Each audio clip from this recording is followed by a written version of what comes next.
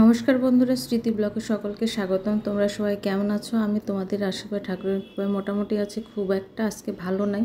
সকাল থেকে আজকে কিন্তু ভিডিওটা শুরু করতে করতে কিন্তু অনেকে পরে বলতে একদম সন্ধ্যা দেওয়ার পর থেকে শুরু করতেছে। সারাদিন কোনো ভিডিও করতে পারি নাই, মানে শরীরটা ভালো লাগতেছিল না, মনটাও খারাপ ছিল, মানে সব মিলিয়ে আর ভিডিও করা হয় না। আর রাত্রে আজকে সকালবেলা মেয়েকে টিফিন করে দিয়েছিলাম, ও খাবারটাও নিয়ে চলে গিয়েছে। তো তারপরে আর কোনো রান্নাবাড়িও করি নাই ওইভাবে, কেউ তো যেহেতু আসে নাই, তো আর আমিও কিছু খাই নাই। তো একবারে সন্ধ্যাবেলা রান্না করতেছে মেয়ে, একবারে এসে খাওয়া দাওয়া করবে। তো একটু আলু ভাজি রান্না করলাম, ভাত তো করাই ছিল।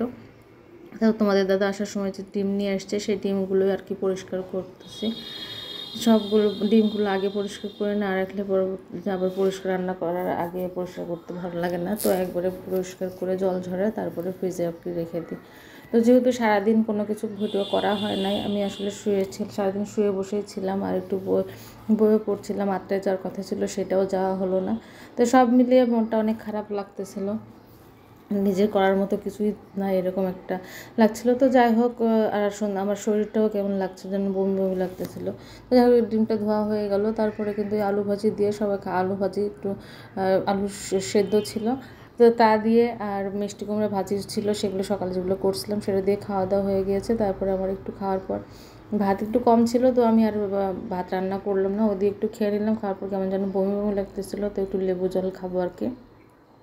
তো তার জন্য একটু লেবু চিপিয়ে মানে রস বের করে নিচ্ছে একটু খাওয়ার জন্য। তো মেয়েকে বললাম, তো দাদাকে অবশ্য আর কাউকে জিজ্ঞেস করি নাই, তো লেবু দিয়ে একটু বিট লবণ দিয়ে আর কি খাবো যদি ভালো লাগে। তো এই যে দেখো, একটু নিয়ে এলাম, একটা গোটা লেবুই নিয়েছিলাম, নিয়ে খাওয়ার জন্য এই যে আমি শরবত একটু খাচ্ছি, খেলে একটু ভালো লাগবে। আর শরীরটাও ভালো লাগছিল না, মানে সব মিলে দেখতেই পাচ্ছ তো মুখ চোখের কেমন অবস্থা হয়েছে। আর মেয়েকে জিজ্ঞেস করলাম খাওয়ার জন্য, ও খাবে না, তো তারপরে একটু জোর করে আর কি খাওয়ালাম। তো আর কি, তো এই তো হলো অবস্থা। দেখো সারাদিনের মানে চেহারা দেখে, মেয়েকে নিয়ে প্রাইভেটে গিয়েছিলাম অবশ্য আজকে। তো ওখান থেকে আসার পরও মানে এত ভাবিরা, ওখানকার ভাবিরা সব বললো যে বৌদি কী অবস্থা, মুখটু কেমন দেখাইতেছে, মানে অসুস্থ অসুস্থ লাগতেছে। তো কি আর করবো, সারাদিন যে মানে এত খারাপ লাগলো যে কি বলবো, রান্না করার মতো কোনো কিছু করার মতো পরিস্থিতি আমার ছিল না। আর ভিডিও সে কারণে করতে পারি নাই, মন ভালো না থাকলে শরীর মন দুটোই একসঙ্গে খারাপ হয়ে যায়। তো যাই হোক, এই তো অবস্থা। তো সন্ধ্যাবেলা তো আবার সব খাওয়া দাওয়া শেষ করে একদম চুলা টুলা সব পরিষ্কার করে এবং গোছাই নিলাম, কারণ পরের দিন বৃহস্পতিবার আছে। দেখো সর্বশেষ থেকে শুরু করে সব কিছু একদম মেজে সিঙ্ক পরিষ্কার করে দেখো সজনে ডাঁটাগুলো নিজেই রাখলাম, একটু ভেজে ভেজে থাকবে। আর রান্নায় করা হচ্ছে না, আর এখানে বোতলগুলো ফাঁকা হয়ে গেছিলো, জল ভরতে হবে। আজকে আর ভরবো না, কালকে ভরবো। রাইস কুকার মেজে দেখো উপর করে রেখে দিলাম, সব কিছু আর কি কমপ্লিট করা, রান্নাঘরের কাজ শেষ হয়ে গেছে।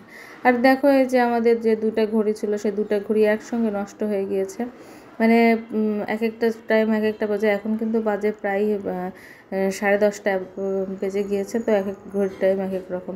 তো এই ছিল বন্ধুরা সারাদিনের ছোট্ট একটু ভিডিও। যদি ভিডিও ভালো লেগে থাকে অবশ্যই লাইক করবেন, শেয়ার করবে। তো মেয়ে খাওয়া দাওয়া করে পড়তে বসতেছিল, ওরও পড়া কমপ্লিট হয়ে গেছে এখন। তো ঘুমাতে ঘুমাতে প্রায় 12টা 12:30 বেজে গেল এখন। আর কি একটু শোবো। দেখো চুলটো বাঁধি নাই, কীভাবে খোপা করা রয়েছে, মানে বিচ্ছিরি অবস্থা।